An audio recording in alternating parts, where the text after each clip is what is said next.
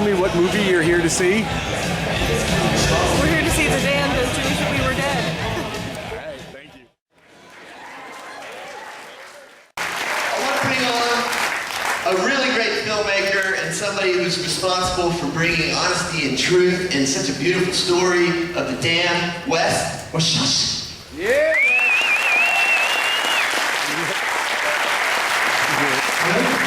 What a wonderful movie, Wes. That was just inspiring, honest, and great adventure. Wasn't that a great adventure? So, what drew you to the story to start with? Well, I had met Cap and Dave and Pinch while making the Lemmy film. And when I made the Lemmy film afterwards, it kind of set the bar so high, I didn't really know what to do next. And I had kind of sort of a checklist in my head of the next group that I wanted to work with, the next artist. They had to have been a band that's been around a long time. They had to have been a part of kind of changing music and a part of history. And Pinch called me and asked me if I wanted to film the 35th anniversary tour. And I was like, well, I don't really want to do that. I'd rather make a film about you guys because they ticked all those boxes, you know. It's an amazing story because usually you do a film about a band. And it's like, oh, we did this, we did that. There was constant activity for 37 years, like amazing to try and ball it up into, one cohesive story. So what was the challenges? It was super complicated, it's super difficult to do that. There's such a complicated band. It's such a complicated story, and it's like, obviously, a lot of people are gonna think I left things out, but it was hard to just tell the story in under 2 hours, It's brilliant job. Wasn't it great? Yeah. I always loved The Damned, and I learned so much. Like, it's history through a whole band. It's amazing, really. So we have microphones in the both aisles. You probably can see them. Line up and ask questions. I see one gentleman right there. Do you have a question for us? I got a question.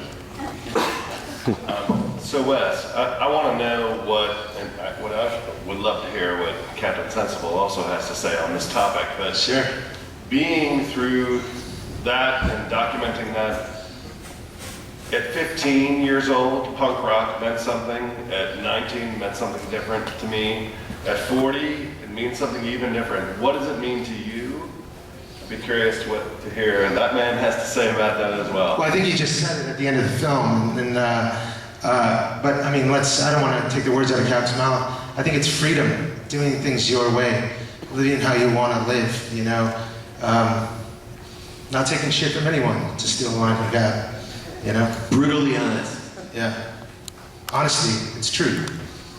I mean, I don't know if that's what it represents to the guys who made it, but, yeah. I recognize this guy's actually in the film, I think. Yeah, for about 2 seconds. This guy right here was filming in Boston when Cap was talking about the first record. That's right. And this is a question for Aaron, who's also in the movie in Rocker Magazine. Two things. One was, you mentioned, or it sounded like this was sort of a higher degree of difficulty than Lemmy, and I was wondering if you had any examples of that. Infinitely more difficult.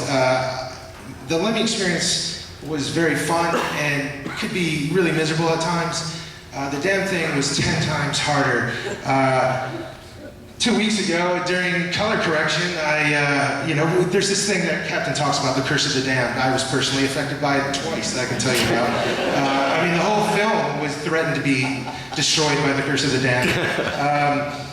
We were filming. Play bass, do you? What's that? You don't play bass, do you? No. We were filming in Croydon and got mugged. And I ended up in the hospital. The guy, I fought to get my camera back, and a couple weeks ago I was going to color correct the film and slipped on some ice and cracked my femur. And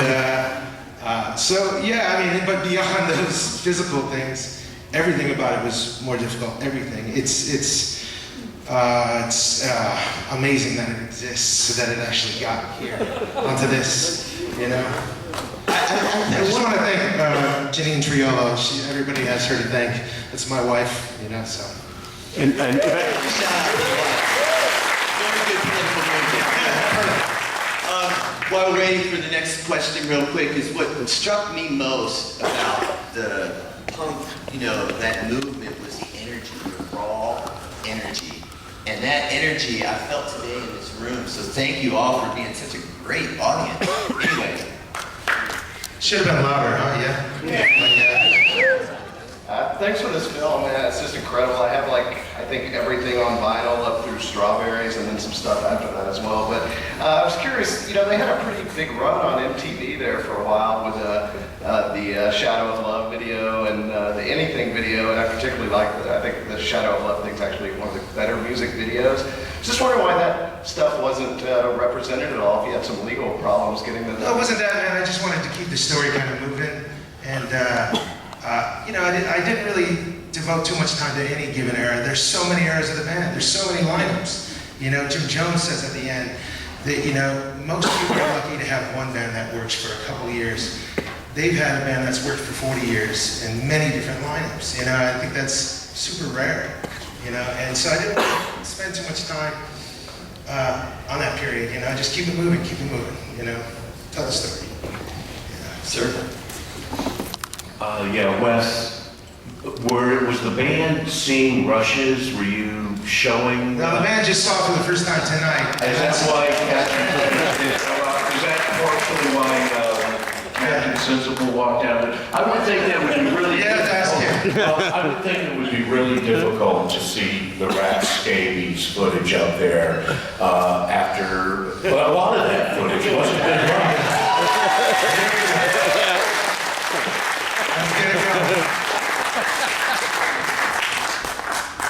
Cat, come around here. There's a mic over here if you want.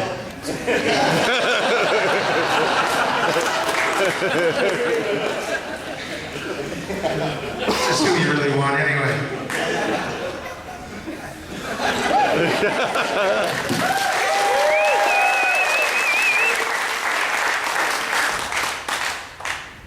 The thing is, all bands have got these skeletons in the closet, and there's no exception.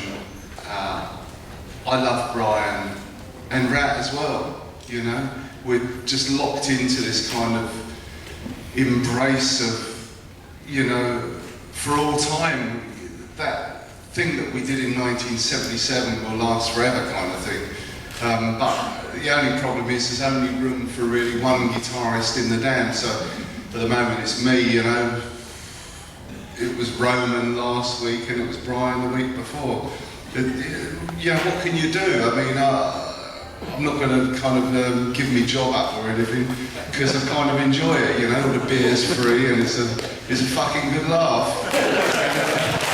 I'll tell you what, I mean, it's thanks to Wes and everyone for putting this rock doc on. There's loads of them about nowadays, and life is weird, and the NSA are listening to every word we say as we speak. But there's much more important things going on in the world than the history of the Damned, We're just a bunch of drunken cunts, to be quite honest. But we're still getting away with it. So there you go. Any more questions? Because I kind of like doing the walks and the Q&A thing. Thanks, Wes, for putting this film together, because hopefully it get me out of a financial hole. So the Damned seemed like, forget everything, the Damned would go on, right? So it was like the Damned became bigger than any one person or any combination of people. So how does the Damned seem to you right now? Like that thing, the Damned? Someone explained it to me, and I was really offended when this advertising bloke said, look, what you don't understand, Captain, and what Brian didn't understand when he left the band in 1978 is the Damned is a brand. And I said, no, you cunt! How dare you say that? We're a fucking band, we're a bunch of mates and all this stuff. He said, no, you're absolutely wrong. It's a brand. And sorry, what was the question? I've got to the age of 60. I've still got some of me marbles left, not many. I have a question for Captain. This is my favorite end story. Just want to see if you remember it. This was the 930 Club in DC, circa 90, 91. Anyway, you guys were coming back on for an encore, and you had one of your Chef Boyardee hats on or whatever. And I just remember, like, this kid, he's maybe like 18 years old, and his buddy's like, grab Captain's hat, grab Captain's hat. When you guys, so you grabbed your hat off your head. Do you remember this? So bad. Did I not say, until I get my hat back, we're not going to do the job? And he wouldn't give it back. He was just like, He was right, of course. So you went to get security, you were like, and then he was like, I can be a complete wanker. this was the best part, this is the best part. You were like you were gonna like talk to him or kiss him in the face, and he got, you just went, so bad. And I also wanted to mention, we shared a joint behind the NSA is listening. Wes, this was a very hard movie, as we talked about earlier, to make. I think I have footage of that. I do. How long did it take to make the film? I started shooting in August of 2011, just a few months after Lemmy came out, and I just finished it last week, 2 weeks ago, you know. What a journey. Wow. Yeah, that's great. I think this gentleman right here has... I just want to say I really enjoyed the film lesson, and to the band members, I first heard you play in 1977, and one thing to say is thanks for everything.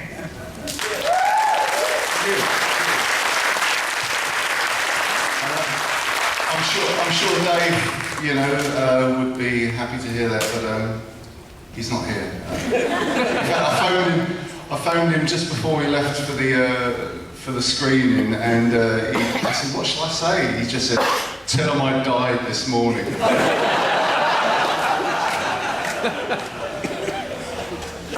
Yeah, my name's Vic. I'm from Scotland. I know the Captain a little bit. And the first gig I ever saw was The Damned. They're my favourite band of all time. I've been lucky enough to support them a few times and even talk bollocks to this man about krautrock and psychedelia and the like. This is number one on my list of things to do at South by Southwest this year, and this is my 13th South by. So, absolutely brilliant film. I loved it, and I know everything there is to know about The Damned. So, two-part question for you. Captain, did you cringe at anything? Was there anything in the film that actually made you feel uncomfortable? Well, I was kind of sceptical about doing this because, we were a fairly intense and debauched punk rock group in 1977, and now it's all about the carpet slippers and the pipes, and cocoa, and Whole Foods and stuff, which if you can afford it. So yeah, the thing about The Damned is we're not what we were. We're still fairly eccentric and what other job could we do? It's been a charmed life really. It hasn't been. Probably every member of the audience out there watching this today is earning twice what I am. I'm not going for the old violins or anything like that. But it's not. Being in a kind of dodgy punk group is not a financial, money spinner, to be quite honest. So I don't fucking care though. It's been brilliant. Honestly, I do go through life with a smile on my face because life is very weird and you've got to enjoy it. Because I walked past this. Walked past this crematorium the other day. Have you ever seen a crematorium? The thing about crematoriums is, we're all here today and gone tomorrow. That's patently obvious. But the thing is, just behind the kind of, the gothic kind of churchy exterior, there's these fans that emit this like horrible sound because obviously it takes a lot of heat to burn the bodies. And I thought to myself, crikey, that's going to be me quite soon. So I'm kind of like cranking up the enjoyment factor while I'm here. The second half of my question, just very quickly, I just want to ask, what that period when you weren't in The Damned, just for a little bit, when they did Phantasmagoria and so on, did you miss it? And did you sort of look at it and go, they're doing it without me? And did you feel bad that you weren't in the band for a bit? Great questions. Awesome. Yeah. To be very honest, I mean, and I was alluding to this earlier when we were talking about the Damned being, I know it sounds appalling, a brand, but you could, I mean, I've done gigs on my own and like sort of, you know, 3 people and a dog have turned up, but Dave Anian's Phantom Chords, similar kind of thing, you know, 15 people or something. But if you put the Damned on a poster and you put a turd on the stage, the fucking venue would be packed. I mean, what can you do? People want to see the Damned, whoever is in it. Because those songs that Brian wrote, you know, back in the day, are absolutely magnificent. The guy was an absolute genius, and without whom I might still be cleaning toilets today. I mean, I really, you know, a round of applause for Brian James for putting the Damned together. So how many members of the Damned are there? How many did you count? There's a fair outfit. Somebody here by now. Henrik, how many? Henrik, how many? Do you know the number? Probably about 20. I think it's a little more than that. And Wes, is there anything that really you cringed at? Like, anything that you were nervous about in terms of, you know... half the film tonight. Well, it came off great. 75% of the film. Yeah, you know, that I said earlier, these guys allowed me to make a film without compromise, and because that's, you know, that's the only kind of film that they deserve. And so, you know, it's going to make them all uncomfortable. You know, everybody's going to have a little bit of a problem with it, and that's how you know it's worked, you know? If everybody hates something, then... Hi, my question is, you hit on it briefly in the film, and I honestly couldn't tell if it was tongue-in-cheek or what, but regarding the Guns N' Roses cover on the Spaghetti incident, is that something, you know, I just want your honest take on it. Is it something that there's animosity towards or appreciation of, or what, you know, what the band and or just your feelings are on their make of New Rose? Blimey, I missed that bit because I went to the toilet. You lived it, so Guns N' Roses recorded New Rose for their cover album, All Punk Songs, and in the film they were like, oh, fucking Guns N' Roses, we'll put on a headband and do the Axel dance, but... The true stories, I mean, I've still to this day I've not heard it, because I have no interest in any music after 1980.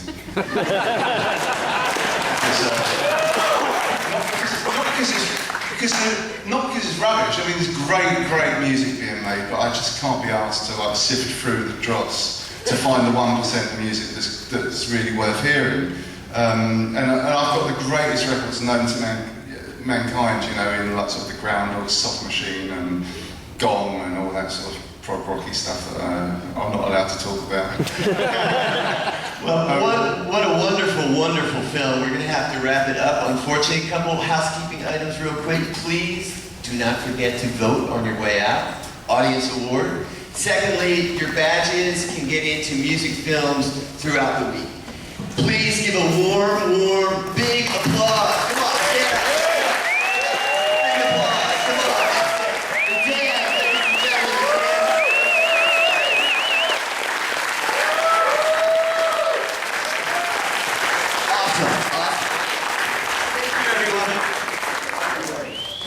Thank you, and my final parting words have to be, fuck the Pope.